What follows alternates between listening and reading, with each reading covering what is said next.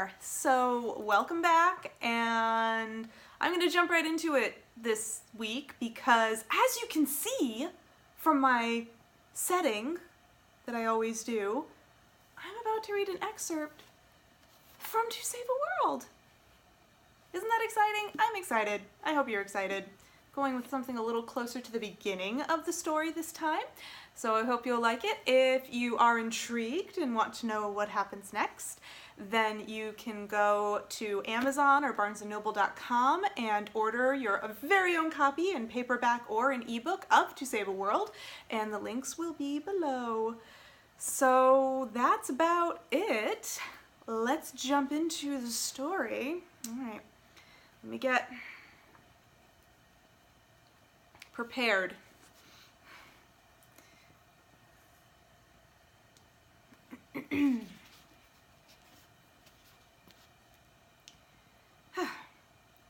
The afternoon of the 5th day, it stopped raining, and that night Eithne was keen to build a fire to warm herself after being chilled to the bone. Building a fire proved very difficult. The only kindling she could find was damp, but after at least an hour-long effort, she managed a small fire. Eithne sat close to her fire, warming her toes and chewing some dried meat when she noticed some other orange lights in the forest not far from her. It was Darian's camp, and she was far too close for comfort. She had no idea how closely she had been trailing them in the rain. Her first instinct was to douse her fire and let them get a little further ahead in the morning. But it was a difficult thing to dash out the little flame she had worked so hard to spark.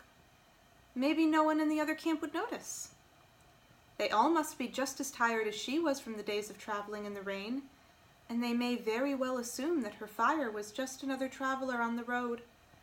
Her gut told her to douse her flame, but Eithne had rationalized a way to keep it burning, and so she would.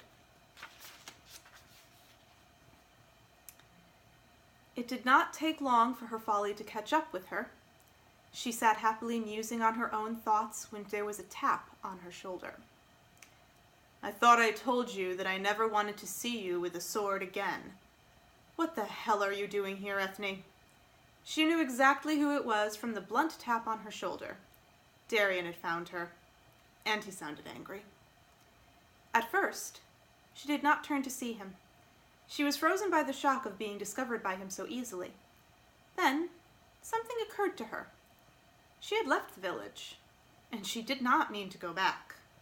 Eithne no longer answered to that authority. This realization gave her courage she didn't know she had. Eithne stood stiffly to her full height, which was still about a head shorter than Darian, and turned to face him squarely. "What do you care where I go and what I do?" That's what you're getting right now. Try to end on a cliffhanger to make things exciting. What's Darian's response? How does he react? What happens? If you want to know, you probably want to get your own copy. It's cool, right? Super cool. I hope so. So that's it. That's a little excerpt from this week. I hope that you will check it out, and I hope that you will also check out my other videos on my channel and subscribe to it and like it and share and tell your friends that I'm pretty okay. I'm okay. I'm not cool. I'm not cool, but hopefully I'm entertaining. Yes, and the cat is entertaining.